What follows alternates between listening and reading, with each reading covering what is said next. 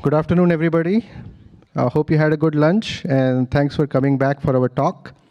This is Navneeth Kankani, a platform architect representing Uber's infrastructure team, and with me, my colleague, Ling, who's a software engineer in the ML platform team.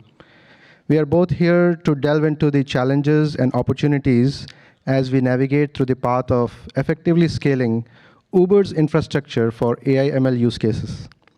Our talk will be focused on meeting the demands of highly upcoming and dynamic generative AI use cases.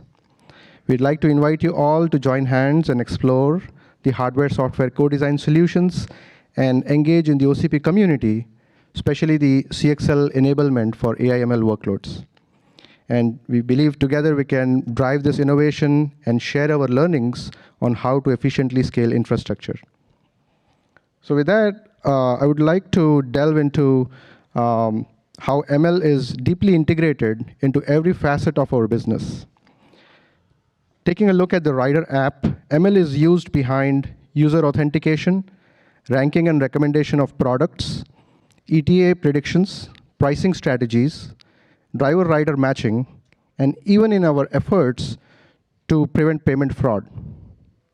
These are just a few examples of how ML pervades and enhances the overall Uber experience. Now let's delve into the Uber ML lifecycle, starting from model development to productization. At Uber, the data is stored in our data lakes managed by our data infrastructure team.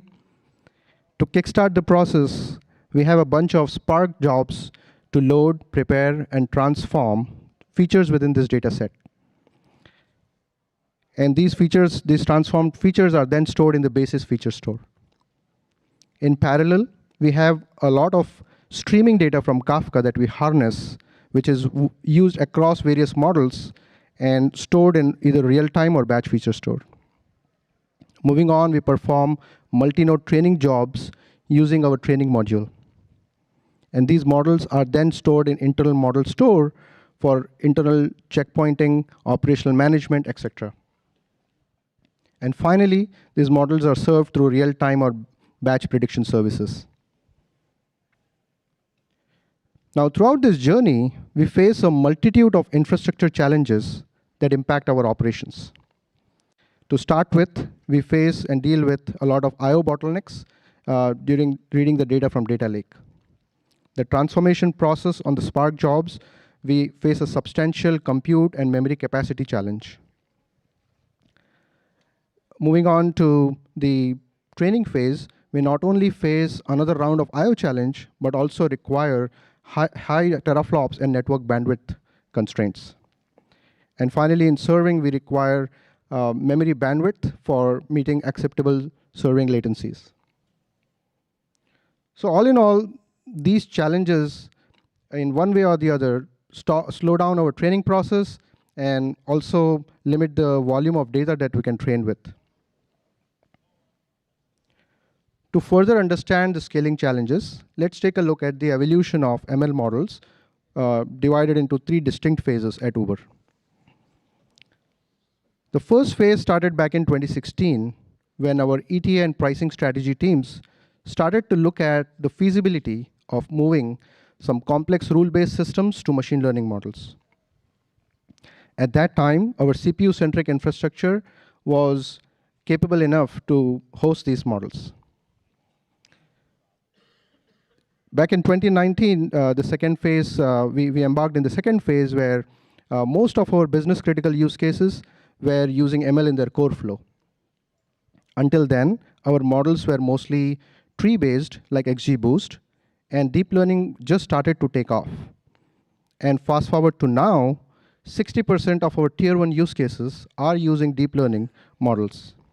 And these models require GPUs, and we are also looking at the CPU and GPU heterogeneous architectures to enhance the infrastructure efficiency. The third phase started recently with the advent of GenAI, and we are exploring the end use cases for GenAI at Uber. And this invariably requires substantial GPU capacity in hundreds and thousands of GPUs, and in order to meet the reasonable training times and acceptable serving latencies. Now let's delve into the GenAI workloads a bit further. At Uber, the GenAI efforts are centered around three primary implementation options. On one end of the spectrum is prompt engineering, where we use enterprise vendors' large language models straight out of the box through their APIs. This gives us the fastest time to market, but also comes at a higher cost. On the opposite end of the spectrum is using the pre-trained foundational models with massive data sets. This is the slowest approach, as it can result in training times spanning days, weeks, even months, and requires substantial GPU investments, and hence comes at a very high total cost of ownership. In between these two approaches lies the fine-tuning approach, where we use models like Meta's Llama 2 model and tailor it for Uber's specific needs and use our own data sets. This is quicker in terms of training times and comes at a lower cost of ownership because we host it in our on-prem or cloud infrastructure. Now, the fine-tuning can further be divided into two distinct strategies. Full fine-tuning, where we adapt all the model hyperparameters for a specific task, and parameter-efficient fine-tuning, where we only adapt a subset of parameters. From the infrastructure standpoint, our strategy is to use the existing ML infrastructure and get the maximum out of our current resources for the parameter-efficient fine-tuning. For the full fine-tuning and pre-trained models, it necessitates both scale-up and scale-out upgrades. This means technologies like NVLink, full mesh NVLink across all GPUs, upgrading the network link bandwidths, managing congestion controls, establishing dedicated racks, and optimizing network topologies, to name a few. Now let's move forward by defining some specific key results and metrics that we need in order to meet our goal of optimizing existing infrastructure and building new infrastructure for GenAI use cases. The first one is feasibility and reliability. Users engaged in ML training expect their models to converge without errors within a reasonable amount of time, days, sometimes weeks. Moreover, they also expect high training stability, north of 90–95%, to maintain consistent and reliable results. The second is efficiency. We constantly prioritize and benchmark various GPU system configurations, accelerators, CPUs, in order to get better price-performance ratios for specific workloads. We measure efficiency in terms of teraflops, model flops utilization, and training times. Our goal is to make sure the GPUs are not idle, and we enhance and maximize the utilization of GPU resources. And lastly, the developer velocity. We measure developer velocity by the number of experiments our engineers can run in a period of time, and time to productionize a model. We also enhance developer velocity by prioritizing maturity of the ecosystem, like CUDA compilers and PyTorch frameworks and so on. So in meeting these goals, we do encounter a few challenges. It is hard to design an efficient AI/ML system design for the diverse workload requirements of AI landscape. Like we saw from XGBoost to deep learning to large language models. For example, large language models requires high compute density and teraflops, whereas deep learning can be memory bound. When sharing GPU capacity across these different applications, we sometimes conservatively allocate resources in order to ensure fairness and equal distribution across applications. So this can result in lower utilization levels. Another challenge is open source libraries and optimizers and integration of that within Uber's production containers. We have Uber ML framework, Michelangelo, and we are looking at developing the end-to-end LLM support within that framework to enhance developer velocity, and that's work in progress. Memory expansion, both in capacity and bandwidth, has not kept pace with the scale at which the model hyperparameters have grown, and that's a big challenge. Probably you have heard that many times in this conference so far.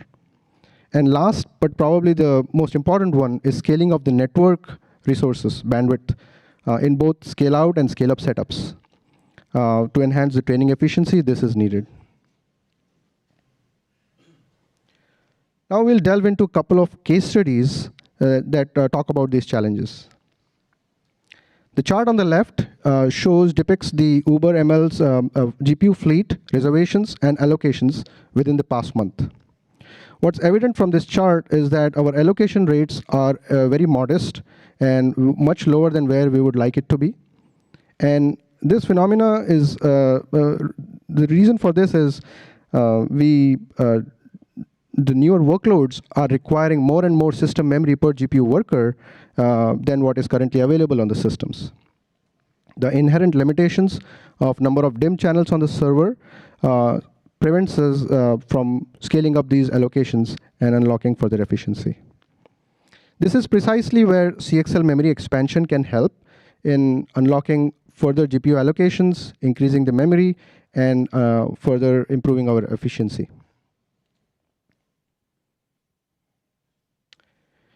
Here we show the results of the summary of our results for a large language model use case, and the significant impact of network improvement, both in terms of bandwidth and congestion control management, in getting better training efficiency. What we see here is a twofold improvement in throughput for training and a significantly reduced training times when we use NVIDIA's DGX setup, which is equipped with InfiniBand congestion control management techniques and even higher link bandwidth compared to our on-prem machines with Ethernet and a lower link bandwidth. When we do multi-node training, there's a lot of duplication of data that happens across nodes that puts pressure on local memory and even on the network I/O. And we believe this is the place where CXL memory, pooled memory systems can help us in scaling memory across various systems.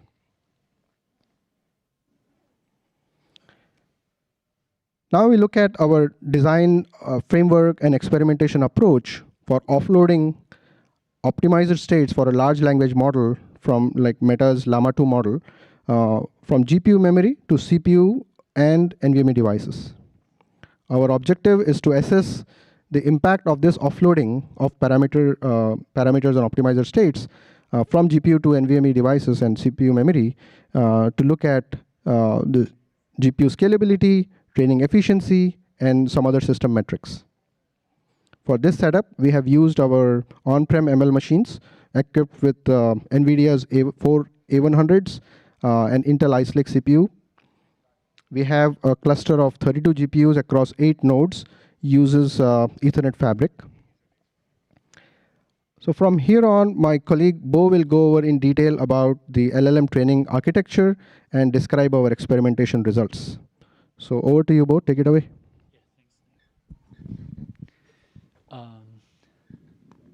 Yeah. Hi, everyone. So now I will talk about our large language model training and also our efforts to optimize the training efficiencies. So first of all, let me first sketch our large language model training architectures. So at the top level, we use a ray trainer to do the distributed training because Ray provides a sync API to perform distributed training, and Ray can configure all the distributed process group for us. At the middle level, we are using Hugging Face transformers and also Microsoft DeepSpeed. And the Hugging Face transformers has a very nice API to download model and perform the training loop, update the gradients. And DeepSpeed is a very nice library to do model parallelism. It contains zero infinity with several stages. At the bottom level, we're using Torch to do the distributed training because the Torch basically supports most of the state-of-the-art natural language model and large language models. Also, we use Nico to perform the multi-node, multi-GPU network communications. Okay, Now, let me talk about our training pipeline design. Our training pipeline design actually very simple. Basically, it's reading data from storage, distributed training, and model checkpoint management. So for distributed training, as we said, we use Ray to manage start multiple workers. And in each worker, we use a Hugging Face transformer, including Hugging Face accelerator and the Microsoft DeepSpeed to do the gradient updates and also manage the partition states. Partition states basically is the states after you do model parallelism. So let's talk about why we need a model parallelism for large language model training. So distributed training basically, based on my understanding, there are kind of 4 scenarios you can use, which is a data parallelism, and also 3 stages in deep speed 0 infinities. It depends on how much you want to copy your model states across the different GPUs. So without model parallelism, you can do a simple computations. Each billion of parameters requires 16 gigabytes to train. So if you want to train a 3B, which is a T5, which is a sequence-to-sequence smallest large language model, you can think it's a T5 3B. You need a 48 GB memory to train. So if you want to train a larger model with even more GPU, it's let's say, so with 180 GPU memory, the largest model you can train is just a 5 billion model parameters. Instead, if you want to use, if you enable the model parallelisms, the 0 infinity stages can sharded your model states, including model parameter gradients and optimizer states across the different GPUs. So you can scale to any arbitrary number of billion parameters models as long as you have enough GPUs. So given that, I want to talk about our experimentation training on Llama 2 70 billion models and our optimization and share our findings. So, as I said, for large language training, you definitely need a model parallelism. Actually, you find offloading provided by Microsoft DeepSpeed as actually also very important. Here, the left panel, I have several graphs, but all the left panel is training using GPU memory only, and the right panel is with CPU or NVMe offload. The first graph is about the CPU memory usage. Here we can see if you just train on purely GPU, your CPU memory is actually very low, which actually is not a good thing because you are wasting of the GPU resources. But if you use CPU offload, actually your CPU memory can be fully well utilized. If you check GPU memory, if you train just using GPU, then you almost meet the capacity of your GPU memory. And what we find is that most of the large language model training actually bounded by the GPU memory because you cannot increase your batch size a lot. Otherwise, you will get a GPU memory error. But with the CPU offload, basically you can reduce your GPU memory usage. Actually, here we even increase the batch size. The batch size we increase it from 2 to 6. We still see the GPU memory usage with offload still 34% less than the using GPU training purely. Another thing I want to show is our GPU utilization. And with CPU offload, we do observe some GPU optimization has some dips. And we suspect is because we need less compute communication. That's why, and also our batch size is larger. That's why we have some kind of dips. But that we need further kind of investigation how to optimize the deep speed. Most importantly, actually, one thing we find is if you use a CPU offload, your network throughput requirements actually less. That actually can reduce the inter-node communication overhead during large language model training.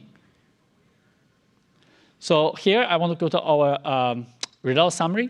So first of all, we are able to train large models that cannot fit with a limited scale GPUs, especially when turn on the offload. And also offload can result in better training efficiency because we can enlarge the large batch size. Otherwise, your batch size is limited by the GPU memory boundary.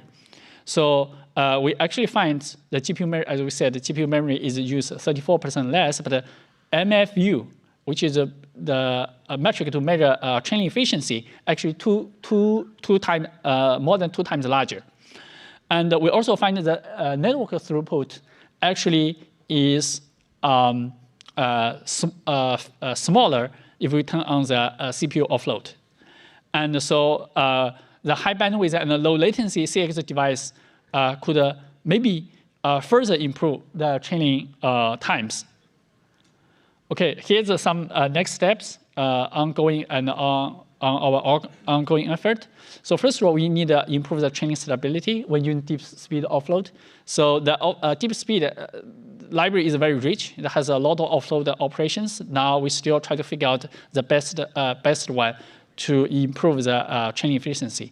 Also, we need to continue to try the larger models. Right now, we are trying Llama 2 70 billion. But now, these days, there's another open source larger model, is Falcon 180 billion. So we need to try that one. And also, we need to try larger cluster size to see whether our assumption with offloader can hold or not. So after model training, we need to run batch inference. So right now, we try to optimize the batch inference with offload as well, because if you increase your model a lot, and it cannot fit a single node, let's say 320 gigabytes with 4 GPU in one node, then you definitely need a model parallelism to the model inference. The other part that we already get a kind of exciting result when we try to do reinforcement learning. So next thing, we need to evaluate the GPU training on CXL attached memory to see whether we can further get some improvement of our training efficiency. With all that, I will give back to my colleague, Ning, for the conclusions. Thank you, Bo. So to wrap up, we'd like to leave you with 3 key insights. It is hard to do an efficient AI/ML system design in the face of rapid evolution of models and applications, and hence scaling of infrastructure efficiently requires hardware-software co-design across different layers of the stack, and innovation is needed. Through these experiments, and we have demonstrated the impact of scaling up memory, network resources, and even memory offloading on enhancing the training efficiency for generative AI models like Meta's Llama 2 model. And lastly, we'd like to extend a call to action and urge all of us to actively participate in CXL enablement for AI/ML workloads, foster industry partnerships, and leverage open source optimizations. Together, we can drive innovation and tackle the evolving demands of GenAI use cases. With that, thank you for your time, and enjoy the rest of the conference.